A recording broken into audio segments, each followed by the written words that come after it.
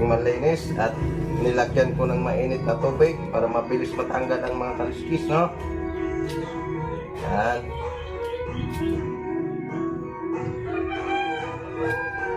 Mainit.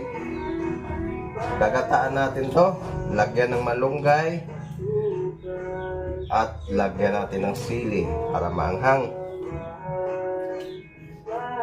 Ayan, natanggal na.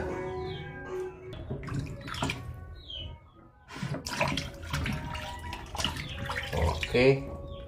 Yan, tapos na ang ating paglilinis at pagbanlaw. Ating Adidas. Tapos, yan, okay, tapos na.